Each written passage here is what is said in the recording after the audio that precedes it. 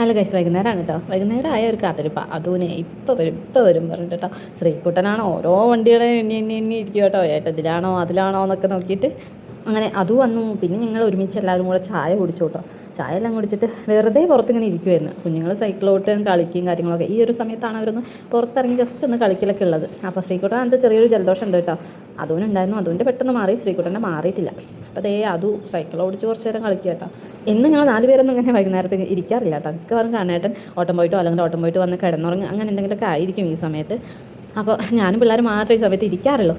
അങ്ങനെ ഞങ്ങൾ കുറച്ച് നേരം ഇരുന്ന് അവിടുത്തെ പുല്ലൊക്കെ ഇങ്ങനെ പറിച്ചുകൊണ്ടിരിക്കുമ്പോഴാണ് ഒരു കോള് വരുന്നത്. പശു പ്രസവിക്കാറായിന്ന്. ഞങ്ങൾ പിന്നെ വേഗം റെഡി ആയിട്ട് പോകുമ്പോഴേക്കും കുഞ്ഞ് പുറത്ത് വന്ന് കഴിഞ്ഞു കേട്ടോ. അപ്പോൾ നമ്മുടെ ഇതല്ല കേട്ടോ, ഈ പുള്ളിയാണ് പ്രസവിച്ചിരിക്കുന്നത്. പുള്ളിപ്പശു ഇല്ലേ, അതാണ് പ്രസവിച്ചിരിക്കുന്നത്. ഇപ്പുറത്തെ ഇങ്ങനെ കർമ്മി പശു പ്രസവിക്കാറായിട്ട് നിൽക്കുമായിരുന്നു കേട്ടോ. അപ്പോൾ ഇവളിങ്ങനെ പ്രസവിച്ച് കൊച്ചിനെ ഇങ്ങനെ നക്കാൻ തുടങ്ങിയൊക്കെ ചെയ്യുമ്പോൾ തന്നെ ഇവളുടെ അമ്മയൊക്കെ ഉണർന്നു കേട്ടോ. ഇവളിങ്ങനെ കുട്ടീനെ ഇങ്ങോട്ട് അടുത്തേക്കൊക്കെ ആക്കിയിട്ട് സ്നേഹിക്കുകയൊക്കെ ചെയ്യുന്നുണ്ടായിരുന്നേ. നമ്മുടെ ഈ അമ്മ പശു ചെയ്യുന്ന പോലെ തന്നെ ആ കുട്ടീനെ ഈ പശു കർമ്മി പശു സ്നേഹിക്കുകയൊക്കെ ചെയ്തിട്ടുണ്ടായിരുന്നേ.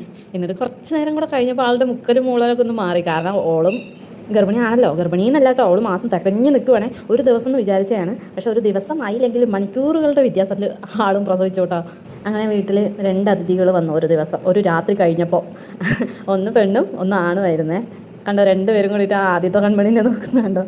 നല്ല രസമായിരുന്നു കേട്ടോ. ശരിക്കും ഉണ്ടാപ്രാണികൾക്ക് നല്ല ബുദ്ധിയാണേ, പ്രത്യേകിച്ച് പശുക്കൾക്കൊക്കെ. ഈ കറമ്പി പശു ഉണ്ടല്ലോ, ഇതല്ല കേട്ടോ, ഇത് പുള്ളിപ്പശു. കറമ്പി പശു പുള്ളിപ്പശുവിന് വെച്ച് വഴക്ക് പറഞ്ഞാൽ അപ്പം കുത്താൻ വരും, അവളെ വഴക്ക് പറഞ്ഞാൽ അപ്പം കുത്താൻ വരും. അങ്ങനെ കണ്ണാൻ്റെ ഒന്ന് തോണ്ടിയിട്ടൊക്കെ ചെയ്തു കേട്ടോ. വലിയ പ്രശ്നങ്ങളൊന്നുമില്ല. ഞാൻ ഈ വീഡിയോ എടുത്ത് തുടങ്ങിയപ്പോൾ ഒരു വൈകുന്നേരം കാണിക്കാം എന്ന് മാത്രമേ വിചാരിച്ചുള്ളൂ കേട്ടോ. ഇതൊന്നും ഇതിന് പെടുത്താൻ പറ്റുമെന്ന് ഞാൻ വിചാരിച്ചതേ അല്ല കേട്ടോ. മിക്കപ്പോഴും അങ്ങനെയാണ്, നമ്മൾ പ്രതീക്ഷിക്കാത്തൊക്കെയാണല്ലോ നമ്മുടെ ലൈഫിൽ സംഭവിച്ചു പോകുന്നത്. അപ്പം ഇന്ന് ഇത്രയൊക്കെ ഉള്ളൂ കേട്ടോ. അപ്പം നെക്സ്റ്റ് വീഡിയോയിൽ കാണാം.